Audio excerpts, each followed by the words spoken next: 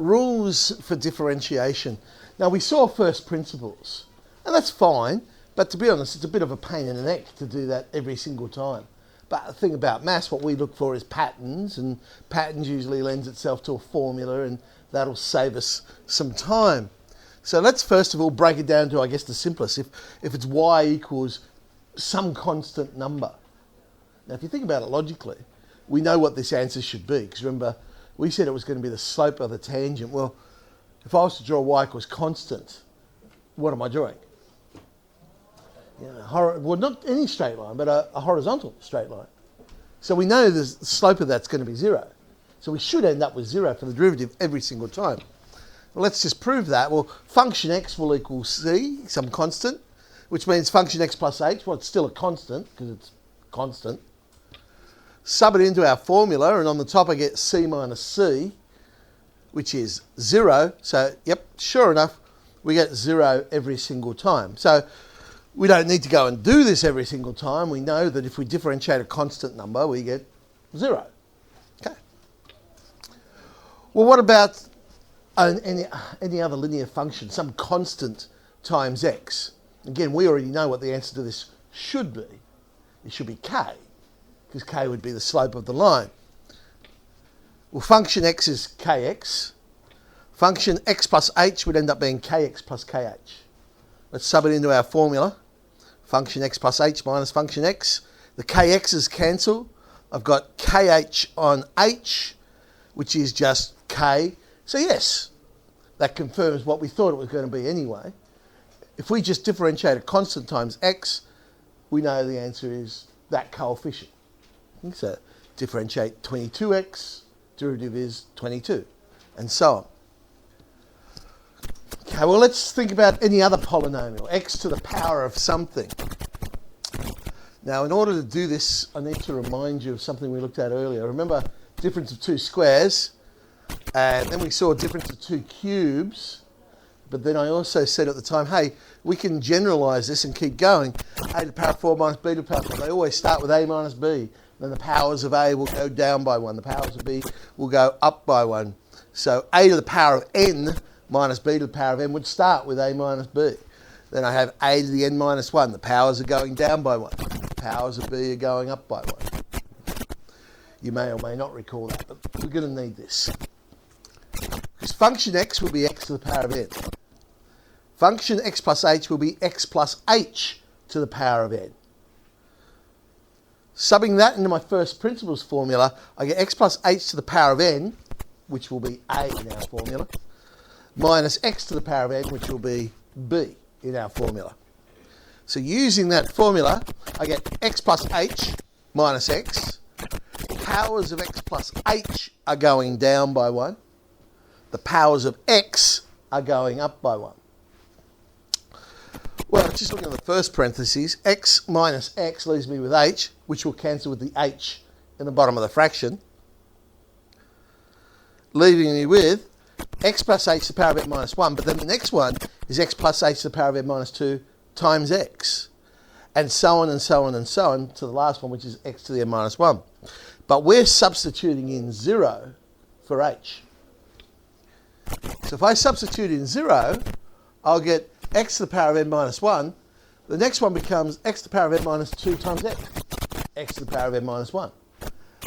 Keep going, keep going. The second last one will be x times x to the n minus 2, x to the n minus 1. The last one, x to the n minus 1. Every single term will be x to the n minus 1. I guess the question is, how many of those terms do we have?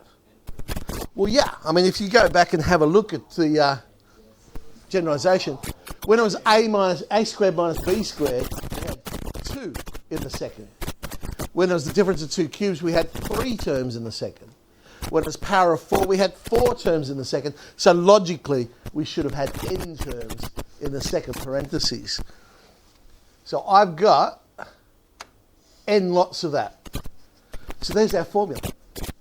If I want to differentiate x to the power of n, it will always be n x to the n minus 1. So I get that power, bring it down, subtract 1 off the power. Will always work. Okay. That's great if I had a positive power.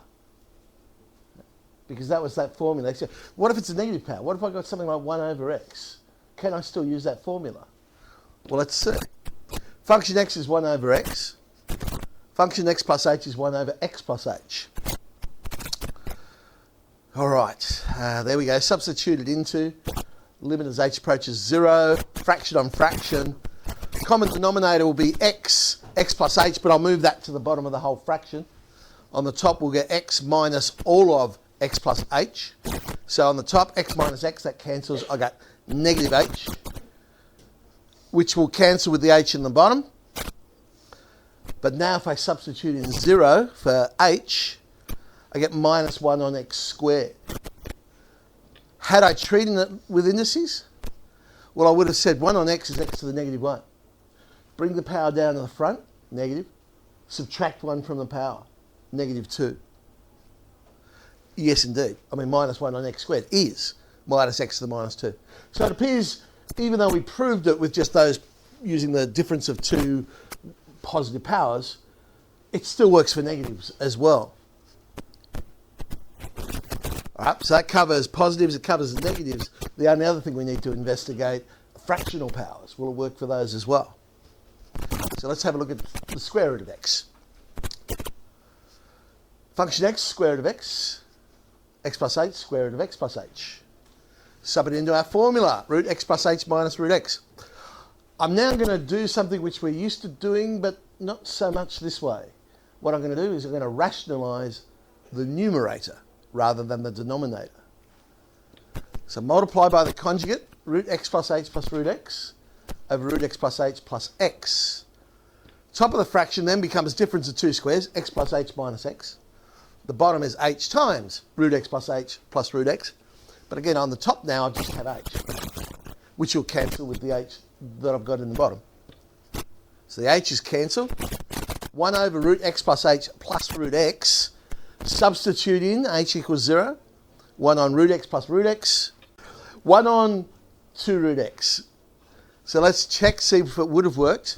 If I used indices, I would have said x to the power of a half. Bring the power to the front, a half. Subtract 1 from the power, minus a half. Yep, sure enough, that is 1 on 2 root x. So yes, it does work for fractional powers as well. So we can have x to the power of anything we like. Bring that power down to the front, subtract 1 from the power. Well, that just makes calculus a whole heck of a lot easier, doesn't it? Because rather than doing first principles each time, I get this terrific question. Y equals 7. Differentiate it. 0. A lot quicker. Y equals 37x. 37. Notice my notation. If they start with y, I tend to go to y dx. Some people would go y dash with that, or y prime, depending on your preference there. If they had said function x equals, then I would have said f dash x. I sort of match the notation that they're using. X to the power of 10. Not a problem now. 10x to the power of 9. There's 3 terms. What do we do? But that's okay. The beautiful thing about calculus is we can do it a term at a time. But there's a 3 out the front. Not a problem.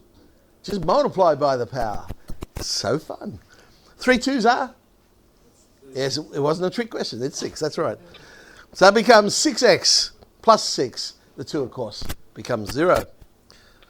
At this stage, how do we handle this? At this stage, we only have one choice, and that's to expand the whole thing out first. And differentiate it, we get 8x plus 4. 3x plus 1 on x squared. Well, the 1 on x squared, I'm going to have to change the index form. So that's x to the minus 2. By the way, a common mistake that's made when people aren't thinking is to stop there, because they've changed it in the index form, so they felt like, I've done something. Oh, that must be the answer. Okay, so I haven't actually done anything yet. Differentiate 3 minus 2x to the minus 3. I mean, that is an answer. Probably an answer a mere mortal would give. But us super mathematicians, 2 on x cubed. I like to match the way the question's given. They used it without negative indices, so I've given an answer without negative indices. I also find this better if I'm then going to use the derivative for something. Because if I have to substitute a number in, I just find it easier to substitute into 2 on x cubed than 2x to the negative 3. Now, I know it's exactly the same thing, but I can visualise the 2 on x cubed a lot quicker than I can the 2x to the negative 3. X squared root x. Again, we're going to change that into index form. That's x to 2.5, which is 5 on 2. So that becomes 5 on 2, take 1 from the power 3 on 2. Again, mere mortal answer. X root x. How good is that? Function x is x cubed minus 3. This is where I now start using f dash notation. Find f dash 2. Yeah, read carefully. Mistake that's made here, don't see the dash. And some people, I'll just substitute in the function 2. There's my answer. Okay, so sometimes when we're working too quickly, very easy mistake to make there. So there's function x. Got to work out f dash x. 3x squared. That's what we substitute into. F dash 2. 3 times 2 squared. That's 12, by the way.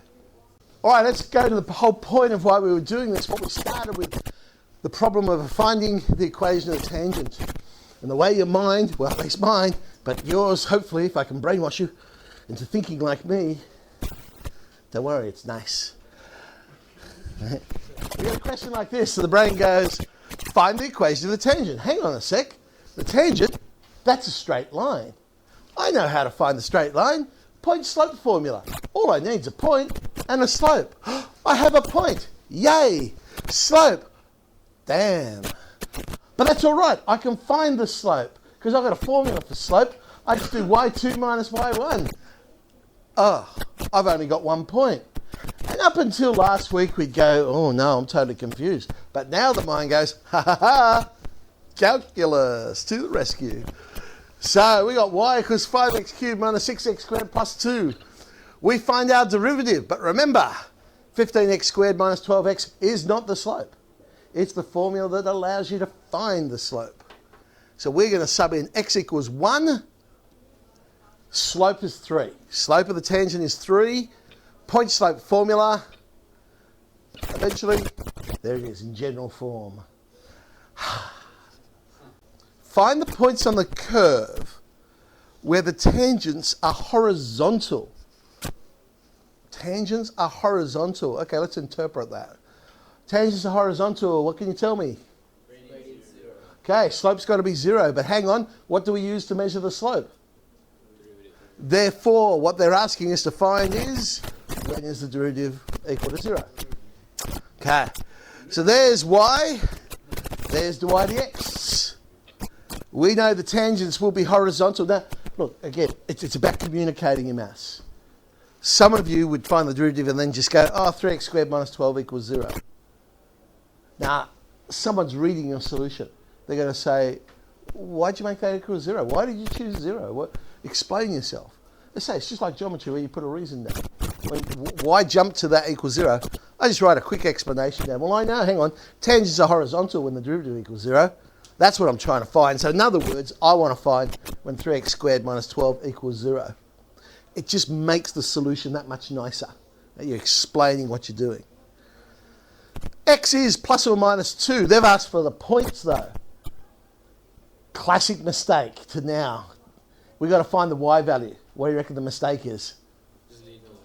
They sub it into derivative. Sub it into the derivative, and amazingly, y value becomes 0. So there's our 2 points where the tangent happened to be horizontal. A normal. Now, a normal is simply a line perpendicular to the tangent at the point of contact. There's random curve. There's tangent. The normal at that point would be the green line there. So, question that says, find the equation of the normal. Thought process, equation of the normal, not a problem. That's a line. I know how to find the equation of a line. Point slope formula. I have a point. Yes. Slope. Damn. That's all right. I have a formula. y2 minus y1. Damn. Oh, hang on.